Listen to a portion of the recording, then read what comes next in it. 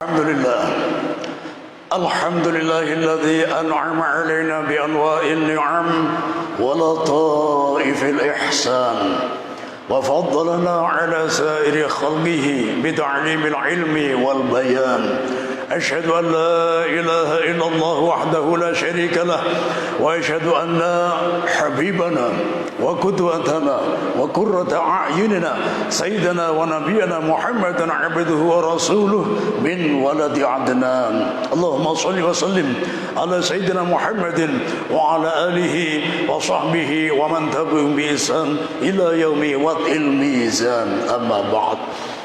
Kepada para alim, para ulama, para habaib, para tuan guru, para asatidz wa asatidah yang kami hormati dan kami muliakan, kepada para bapak, para ibu, adik-adik, mustami'in, mustami'at, wal hadirin wal hadirat, jamaah Masjid Nurul Mukminin yang dirahmati oleh Allah Subhanahu wa taala.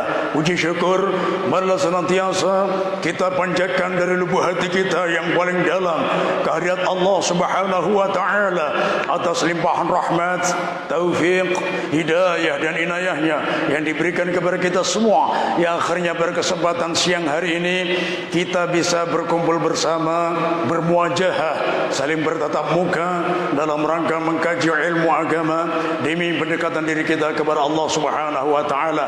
Kita berkumpul dalam kondisi sihah, afiah, tanpa kekurangan sesuatu apapun. Salawat serta salam marilah kita haturkan kejunjungan kita baginda Rasulullah sallallahu alaihi wasallam beserta para keluarganya, para sahabatnya, para pengikutnya sampai akhir zaman. Masyarul hadirin wal hadirat wal mustami'in wal mustami'at, jamaah Masjid Nurul Mukminin dan rahmatil Allah Subhanahu wa taala.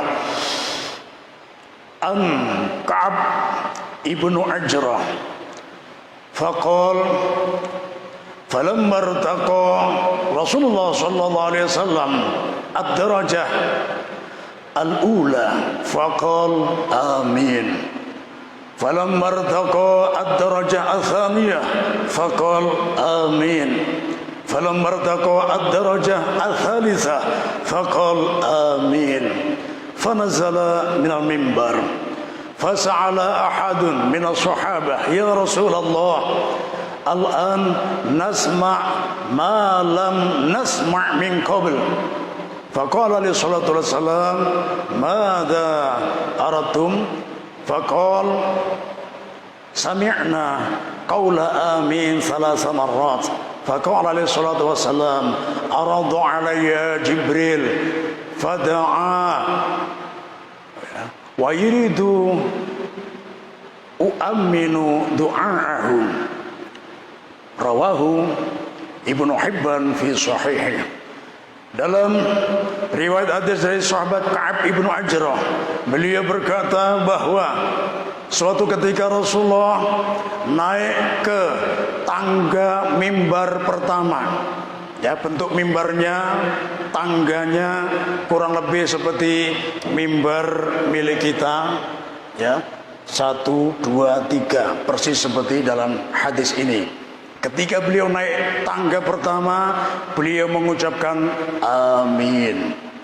Kemudian melangkahkan kaki naik ke tangga yang kedua, beliau mengucapkan amin. Ketika beliau naik tangga yang ketiga, ad-darajah as-salisah, beliau mengucapkan amin. Setelah beliau turun dari mimbar, maka para sahabat saling berbisik-bisik, apakah engkau mendengarkan ucapan amin sebanyak 3 kali dari Rasulullah? Nah, kamu juga dengar? Iya, saya juga dengar. Berarti pendengaran saya tidak salah. Maka bertanyalah salah satu sahabat, wahai Rasulullah, apakah apa yang kami dengar ini memang benar? Anda mengucapkan ucapan amin di setiap naik tangga, karena tangganya 3 tingkatan, maka Anda mengucapkan amin sebanyak 3 kali. Rasulullah pun menjawab, na'am. Kalau boleh tahu wahai Rasulullah, apa yang Anda aminkan? Di sini Rasulullah SAW menceritakan, Ja'ani Jibril, datang kepadaku malaikat Jibril, menawarkan 3 doa dan memohon supaya aku mengamininya. Ketika aku naik tangga pertama, malaikat Jibril berdoa, Ba'uda man adraka Ramadan falam yughfar lah. Ba'uda dari kata-kata ya, kalau ba'idun jauh, ba'uda bentuk pasif, dijauhkan. Ai min rahmatillah, dijauhkan dari rahmat Allah, dijauhkan dari kasih sayang Allah. Dan perlu kita ketahui, rahmat ketika di akhirat nanti wujudnya adalah surga. Jadi apabila orang dijauhkan dari rahmat Allah, istilah lainnya adalah dilaknat oleh Allah. Ya, arti laknatullah adalah ba'uda an rahmatillah, orang yang dijauhkan dari rahmat Allah. Di akhirat orang yang dilaknat Allah, dijauhkan dari rahmat Allah, otomatis dijauhkan dari surga. Di akhirat tempatnya cuma 2, surga dan neraka. Kalau dijauhkan dari surga, tinggal tempat satunya, yaitu neraka, tempat berbagai macam bentuk penyiksaan. Wal'iyadu billahi tabaraka wa ta'ala. Dijauhkan dari rahmat Allah. Orang yang menemui bulan suci Ramadan, setelah keluar dari bulan suci Ramadan, dia masih belum mendapatkan ampunan. Allah sudah memanjangkan umurnya supaya menemui bulan suci Ramadan, ternyata dia tidak memanfaatkan kesempatan emas ini dengan baik. Setelah bulan Ramadan lewat begitu saja tanpa makna, dan lebih fatalnya dia belum mendapatkan ampunan. Ini orang yang dijauhkan dari rahmat Allah yang pertama. Ketika Rasulullah naik tangga yang kedua, malaikat Jibril berdoa, Ba'uda man dzukirta indaka falam yusalli alaik. Dijauhkan dari rahmat Allah orang yang apabila namamu disebutkan di sisinya, dia enggan bersolawat kepadamu. Rasulullah pun bilang amin. Ya. Kemudian naik tangga yang ketiga, yang terakhir, malaikat Jibril berdoa, Ba'uda man adraka walidahu indal kibar aw ahaduhuma falam yudkhilahul jannah. Rawahu Ibnu Hibban fi sahihih. Dijauhkan dari rahmat Allah orang yang menemui kedua orang tuanya ketika lanjut usia. Dia menemui orang tuanya masih hidup, kedua-duanya, au ahaduhuma, atau salah satunya, tinggal abah saja atau tinggal mama saja, falam yudkhilahul jannah. 2 orang tua tadi atau salah satunya tidak dipakai untuk jalan pintas menggapai surga Allah. Ini orang yang rugi dan dijauhkan dari rahmat Allah Subhanahu wa ta'ala.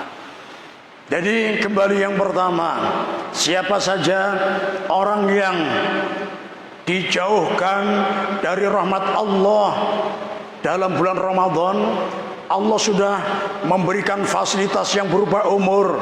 Umurnya dipanjangkan menemui bulan suci Ramadan, tapi dia merusak kehormatan bulan suci Ramadan. Bulan Ramadan di siang hari diwajibkan puasa, tapi mohon maaf ya, ada beberapa orang yang di tengah pasar kelihatan betisnya saja, ya. Anak-anak kecil yang lapor, Pak Ustadz, sana ada ketigatan betis saja. Saya teliti sendalnya nomornya 40, 41, 42. Ini tentunya bukan anak kecil, ya. Umurnya ya pasti di atas balik, ya, di atas 20 bahkan, ya, luar biasa. Nah, di siang Ramadan dia ternyata dengan menikmati soto panas di siang hari, ya, rawon panas di siang hari, dan ikan bakar dan lain sebagainya, tidak menghormati kehormatan bulan suci Ramadan. Ini adalah salah satunya. Jangan sampai membatalkan puasa hanya gara-gara perkara yang remeh. Makanya perlu kita hadirkan, ya, perang terbesar dalam Islam, Ghazwatul Badril Kubra, perang Badar, terjadi pada bulan Ramadan, tahun kedua dari hijrah. Tahun pertama diwajibkan puasa Ramadan, ya, luar biasa. Dalam artian ketika siang Ramadan mereka mempersiapkan fisik untuk berperang, tidak hanya menyiapkan imunisasi badan, imunisasi tubuhnya, kekuatan fisiknya, tapi juga menyiapkan mental karena nyawa taruhannya. Luar biasa. Begitu juga Fathu Makkah juga di bulan Ramadan. Jadi banyak, ya, perjuangan Islam ketika bulan Ramadan, dan karena terjadinya di bulan Ramadan maka pertolongan Allah sangat nyata, luar biasa. Kemenangan dimenangkan oleh kaum muslimin. Paling tidak mengingatkan kepada kita seberapa berat pekerjaan kita. Mohon maaf, sekalipun yang masuk kategori pekerja kasar, kerja di bank, ya, bangunan maksudnya, ya. Nah, ini kan keras. Nah, kalau yang di bank, di perkantoran, mau pakai AC ya sudah nyaman, ya. Dan kantor-kantor yang lain full AC, tidak berat. Nah, ini malah tidak ada alasan untuk batal, ya. Yang kerja keras pun tidak ada alasan untuk membatalkan puasa, ya. Para sahabat, ya, luar biasa, ya.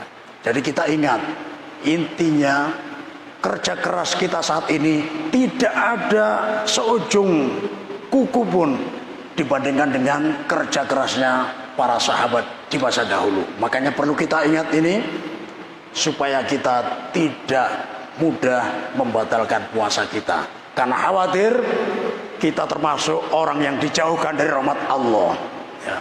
Malam-malam harinya, ya, yang lain sholat taraweh, sholat witir. Nah, ini ternyata dia termasuk yang mendukung kemajuan dalam masjid dalam hal soft, ya. Softnya mengalami kemajuan sangat pesat. Kemarin 13 baris, ya, sampai separuh Ramadan langsung maju pesat, tinggal 2 baris. Nah, ini, ya. Nah, kenapa? Ganti pindah ke mall. Nah, ini, ya. Nah, bukan larangin ke mall, ya. Nah, boleh juga. Yang penting nanti tarawehnya jangan diliburkan. Tarawehnya di sepertiga malam, seperti sahabat Umar bin Khattab radhiyallahu taala. Beliau ketika awal malam keliling, barangkali ada kaum muslimin yang memerlukan bantuan beliau, beliau membantu secara langsung. Beliau mengamati para sahabat yang sholat taraweh di awal malam, ya, dipimpin oleh sahabat Ka'ab, luar biasa, rapi. Nah, beliau acungkan jempol, beliau apresiasi, ya. Makanya beliau bersabda, ni'matil bid'ah hadhihi, paling baik-baiknya bid'ah adalah sholat taraweh ini. Kenapa diistilahkan bid'ah? Karena di zaman Rasulullah belum dilakukan taraweh secara berjamaah.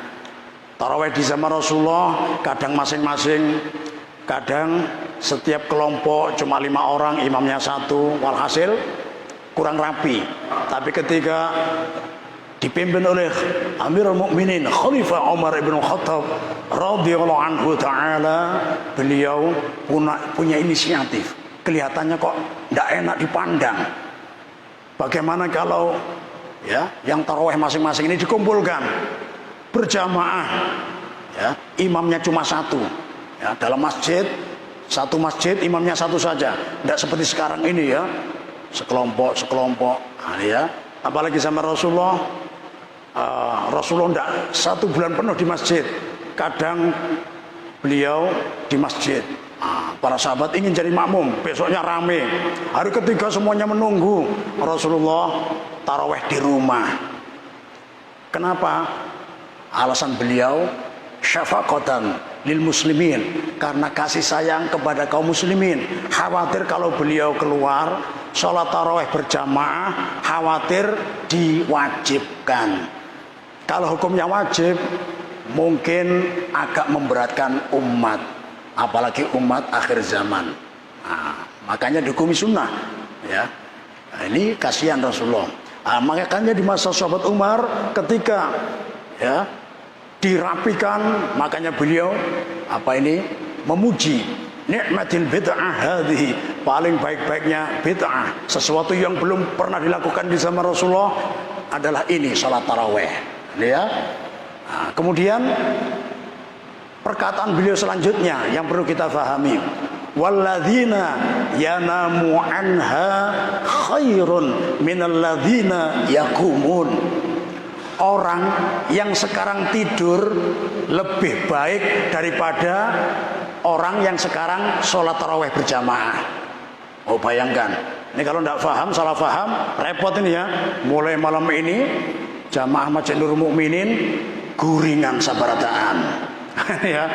Kenapa? Karena ucapan sahabat Umar ya ketika menyaksikan para sahabat sholat tarawih berjamaah, perkataan beliau terakhir, ya, orang yang sekarang tidur lebih baik daripada orang yang sekarang sholat jamaah. Apa maksudnya? Orang yang tidur di awal malam, sholat tarawehnya di akhir malam, tentunya lebih berat dan pahalanya lebih banyak. Makanya dihukumi lebih baik, ya, luar biasa.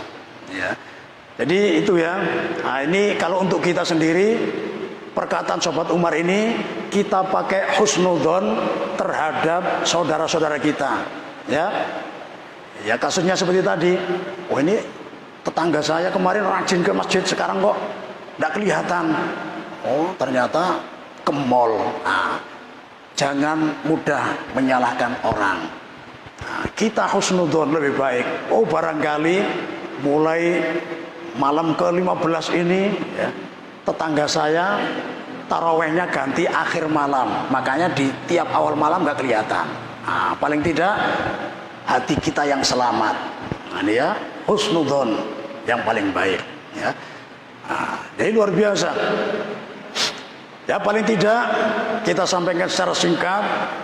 Ya, orang yang ketika di siang bulan Ramadan yang termasuk dikhawatirkan, termasuk orang yang dijauhkan dari rahmat adalah ketika puasa dia masih melakukan dosa-dosa, yang mana dalam hal ini diistilahkan perkara yang membatalkan pahala puasa.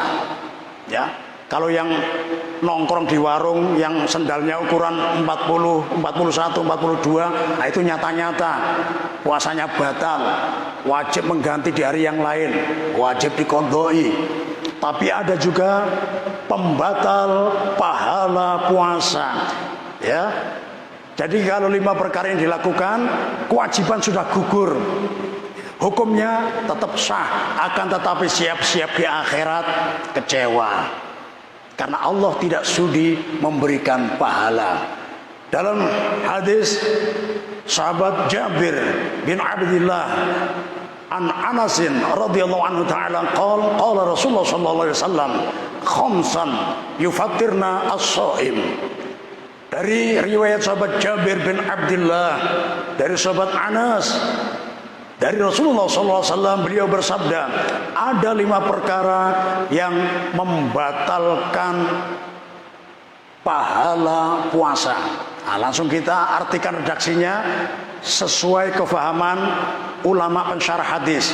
Karena kalau pas sesuai redaksinya, tidak ada istilah pahala puasa. 5 perkara pembatal puasa. Ya, makanya terjadi perbedaan pendapat ulama. Ya. Menurut Imam Ahmad, Imam Auza'i, dan termasuk Ibunda Aisyah, beliau bertiga berpendapat 5 perkara ini pembatal puasa. Apa saja? Al-kidhbu, berbohong, al-ghibatu, menggunjing, mengumpat, mengerasani, menggosip, an-namimatu, mengadu domba, wa yaminul kadzibah, sumpah palsu, wan nadhar bi syahwah, melihat sesuatu sampai tergerak syahwatnya. Ya, Imam Ahmad, Imam Auza'i, Ibnu Aisyah berpendapat ini pembatal puasa. Ya mohon maaf kalau beliau mampu meninggalkan 5 perkara ini. Kalau kita berat, ya bisa-bisa ngodoi terus puasa kita. Akan tapi masalah hadis diserahkan kepada pensyarah hadis, ulama ahli hadis, dan ulama pensyarah hadis berpendapat hadza yubtilu ajras syiyam. 5 perkara ini membatalkan pahala puasa. Ya. Jadi kalau orang puasa di siang hari terjerumus ke 5 perkara ini, siap-siap nanti di akhirat kecewa. Ya. Bukankah Allah yang memberi pahala secara langsung? Asyamu li wa ana ajzi bih. Puasa murni untukku dan aku sendiri yang akan membalasnya. Betul. Ya, Allah sendiri berfirman demikian lewat hadis Al-Qudsi. Akan tetapi Rasulullah menerangkan juga keterangan dari Allah. Allah memberikan keterangan melewati lisan Rasulullah. 5 perkara ini kalau dilakukan orang yang berpuasa, siap-siap pahalanya batal. Man lam yada' qaula zur wal 'amala bihi falaysa lillahi hajah fi ayyada'a ta'amahu wa syarabah. Rawahul Bukhari. Barang siapa yang tidak mampu meninggalkan perkataan bohong, perilakunya penuh kebohongan, penuh kedustaan, maka Allah falaysa lillahi hajah, Allah tidak butuh, Allah tidak perlu dahaga, ya, yang ditahannya, lapar yang ditahannya. Dalam artian Allah tidak memperhatikan ibadah puasa yang dilakukannya kalau dia berbohong. Allah tidak sudi memberi pahala di akhirat. Berbohong, hati-hati ya. Yang kedua, ya, al-ghibatu, menggosip. Mohon maaf ini kadang banyak yang belum paham. Dikira kalau menggosip ini adalah kita mengatakan sesuatu yang tidak ada pada saudara kita. Padahal justru definisi ghosip adalah dzikruka akhaka bima yakrah. Engkau menyebutkan sesuatu yang ada pada saudaramu, dan kalau dia mendengarkan secara langsung dia tidak suka. Justru ini yang namanya gosip. Nah, kadang kita ini dibisiki syaitan ya,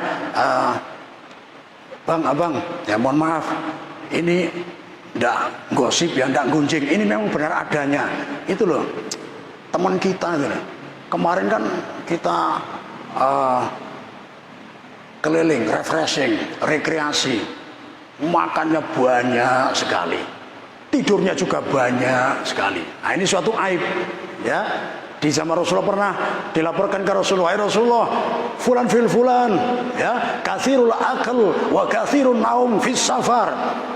Rasulullah ada fulan bin fulan, itu makannya banyak, minumnya, tidurnya juga banyak ketika dalam bepergian. Ini aib. Karena yang bagus dalam bepergian, makannya tidak boleh banyak, secukupnya. Tidur juga tidak boleh banyak, secukupnya. Karena dalam bepergian, ya. Ini adab yang bagus. Otomatis kalau orang dalam bepergian makannya masih banyak, tidurnya masih banyak, berarti ini suatu aib. Nah, ketika dilaporkan Rasulullah, maka Rasulullah pun merangkan, faqad ightabta, engkau benar-benar menghibahnya, menggunjingnya. Ya Rasulullah, kaif idza wafaqa ma'akul, bagaimana kalau yang saya bicarakan memang benar adanya? Idza wafaqa ma taqul faqad ightabta. Justru apabila apa yang kau bicarakan benar adanya, justru itu definisi ghibah. Wa idza ma yuwafiq ma taqul faqad bahatta. Dan apabila yang kamu bicarakan dari aib saudaramu ternyata tidak ada pada dirinya, maka engkau benar-benar melakukan kedustaan yang besar, kebohongan yang agung. Ini gosip, ya. Yang ketiga, an-namimah, adu domba. Ini mohon maaf, ini perlu kita terangkan sedikit karena sangat penting sekali. bahaya sifat adu domba. Dulu pernah di zaman masih berlakunya jual beli budak. Jadi budak ini ada yang ya kurus, kulitnya banyakan hitam, ya hirang latat. Nah, ini ya istilah bahasa Spanyolnya ya. Ternyata ada juga budak yang kekar badannya, ya berotot, ya perutnya juga kotak-kotak, sering dapat nasi kotak ya. Nah, ini jadi suspek. Nah, ini ketat. Nah, ternyata ada suami istri, saudagar kaya. Ya mungkin saudagar kaya tapi cari yang murah. Nah, berarti ini termasuk saudagar kaya yang terkena penyakit bakhil yang kita sampaikan di sini kemarin. Apa itu? Al-bakhilu wal kikiru awil pelitu awil meditu awil sekeu awil pemalar. Bakhil adalah kikir, pelit, medit, seke, pemalar ya. Ketika melihat ini untung penjualnya jujur, ayo budak ini harganya sekian real ya. Waktu itu pakai dinar atau dirham ya. Dinar mata uang dari emas, dirham mata uang dari perak ya, sekian ribu dirham. Nah, ini yang kekar, tampan, bersih, putih, ini murah 500 dirham misalkan. Dua saudagar kaya tadi suami istri ternyata tertarik sama budak yang bersih, harganya murah ya. Apa keistimewaannya? Wah, kerjanya rajin. Nah, apalagi makannya sedikit. Wah, cocok ini. Nah, ini ya, kerja keras, makannya sedikit. Nah, ini keuntungan bagi juragannya. Ya makanya bapak-bapak yang punya karyawan, ya karyawannya kok kerjanya rajin, makannya sedikit, ya izin resign jangan boleh, ya rugi pian, ya dipertahankan, ya seperti ini ya. Nah, ini ternyata pedagang jujur, terus kok murah? Ini budak ada kekurangannya. Apa kekurangannya? Dia punya sifat yang buruk, yaitu an-namimah, suka mengadu domba. Ya, saudagar kaya suami istri ini tidak paham agama, meremehkan penyakit fisik tersebut. Bilang ke suaminya, ya, baik suamiku, tidak masalah. Kita beli budak kan bukan cari akhlaknya, tapi cari tenaganya. Ini tenaganya bagus, makannya sedikit, wah, makin kaya kita nanti ya. Keuntungan kita banyak. Ya sudah, beli aja, dibeli ya. Ternyata sang juragan laki-laki berangkat seperti biasanya ya. Dua minggu di luar kota cari dagangan, 2 minggu baru di rumah. Luar biasa. Ketika juragan berangkat ke kota, mulai bereaksi sang budak ini ya. Wahai tuan putriku, ya ada apa? Mohon maaf, gimana juragan, aman-aman saja? Iya aman, tenang. Wah, jadi tuan putri tidak ada rasa curiga? Enggak, kenapa? Wow, tuan putri ini harus ya harus ada curiga. Kenapa? Suami di luar kota 2 minggu kok aman-aman saja, apalagi banyak duitnya. Ya, siapa tahu ya di sana ternyata tergoda kuntilanak sama sundel bolong modern yang istilahnya will, wanita idaman lain. Nah ini ya, mulai tergerak sang putri. Wah, jangan-jangan betul apa katamu ya, kok aman-aman saja ya. Terus bagaimana ciri-cirinya kalau suamiku itu tertarik sama wanita lain? Nah, untuk memastikan begini, saya ini masih bisa ilmu jampi-jampi sekalipun sedikit. Ya silakan. Ya.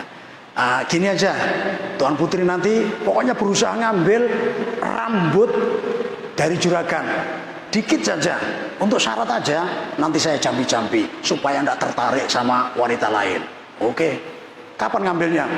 Ya mungkin ketika juragan sedang tidur. Nah, itu aja diambil. Yang penting jangan sampai tahu. Oke, beres. Ya. Mulai ada curiga sedikit gara-gara hasutan budak tadi. Ternyata sudah 2 minggu diingatkan budaknya. Budak, juragan sudah perjalanan pulang, sudah dekat. Kamu jemput di terminal. Nah ini ya, terminal waktu itu ya. Kalau istilah sekarang ya di bandara. bantu membawa barangnya dengan semangat. Semangatnya itu bukan karena sebagai budak yang baik, semangat ingin menghasut juragan laki-laki. Tuan putrinya sudah berhasil dihasut, ya. Sampai bertemu juragan, juragan, sehat benar pian ya. Ini luar biasa ini ya. Imung benar pian ya. Langsung ditanya, juragan gimana? Usahanya? Ya aman. Nah, gimana? Ya, pokoknya aman ya. Tidak usah banyak tanya kamu. Nah, gimana Tuan Putri? Itu juragan. Nah, saya tadi mau lapor cuma tidak enak nunggu sampean tanya. Berhubung sampean tanya, saya harus terus terang. Akhir-akhir ini Tuan Putri sering keluar ya. Sempat saya intai, ternyata gabung sama tante-tante girang itu ya. Ngapain? Bikin arisan. Oh enggak apa-apa, arisan Tupperware kan lain, arisan renjeng lain juga, arisan fulus banyak, saking banyaknya makanya yang dapat bonusnya keren juragan. Apa itu? Brondong.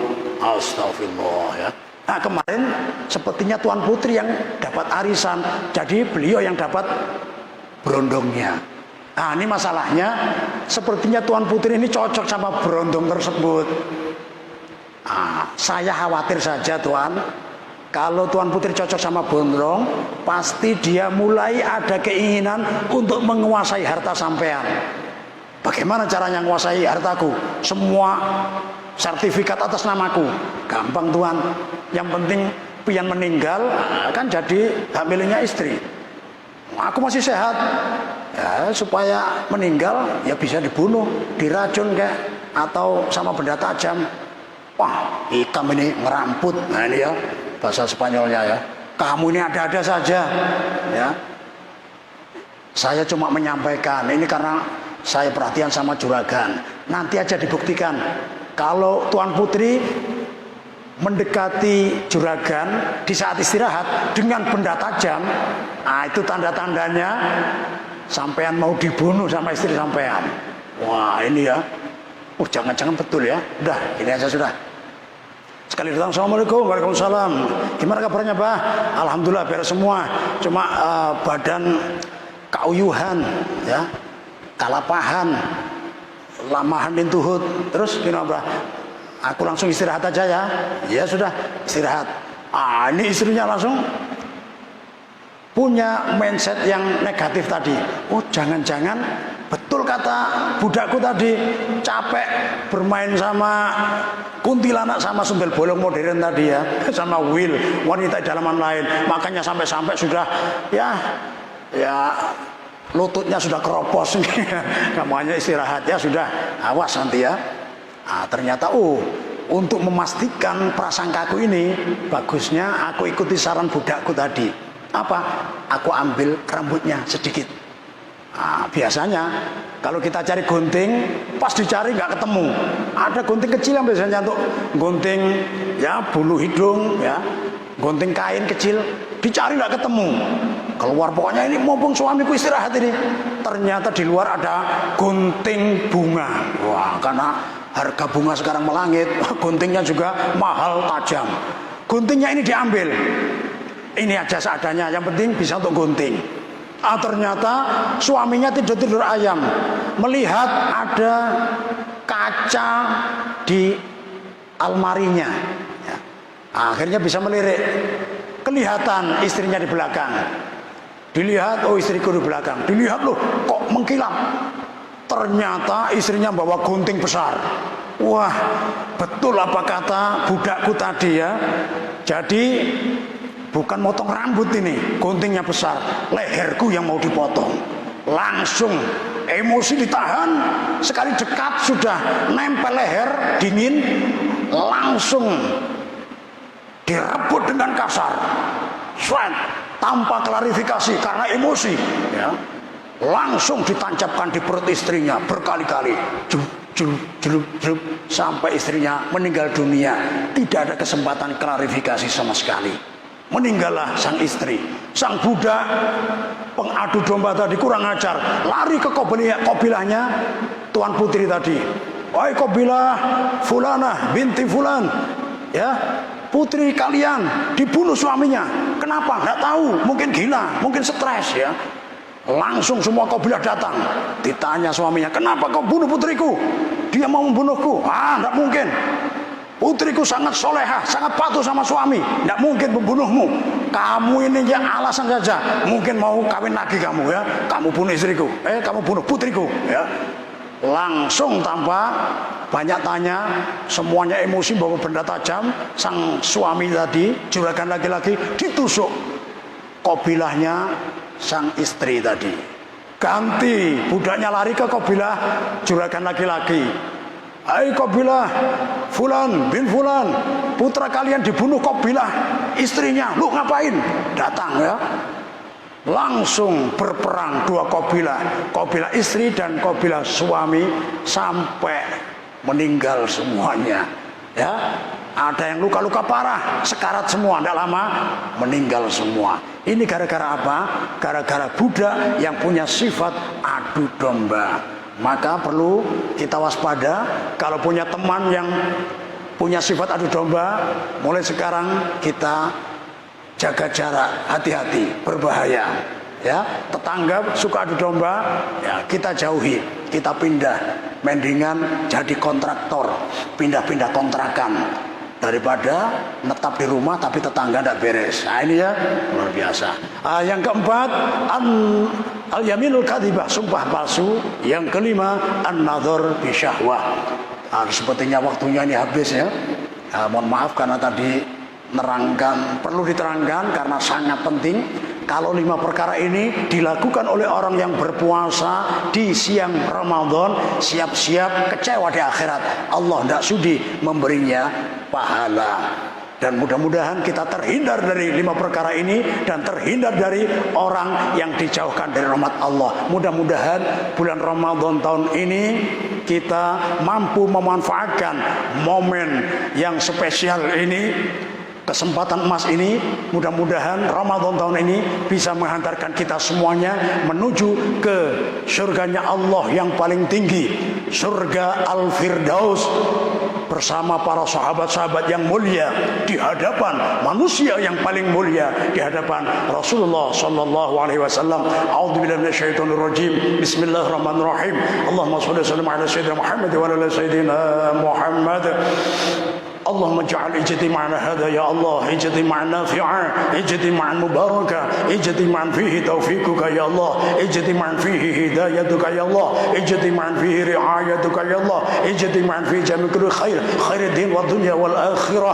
اللهم بارك لنا في شهر رمضان وجد لنا بالغفران. اللهم بارك لنا في شهر رمضان وجد لنا بالغفران. اللهم بارك لنا في شهر رمضان وجد لنا بالغفران وأعنا على الصيام والقيام وتلاوة القرآن بحولك وقوتك يا رحيم يا رحمن. وصلى الله على سيدنا محمد النبي الأمي وعلى آله وصحبه وبارك وسلم. سبحان ربك رب العزة عما يصفون وسلام على المرسلين والحمد لله رب العالمين. Assalamualaikum warahmatullahi wabarakatuh. Ya, kita dunia hari lagi hadir di ilmu dan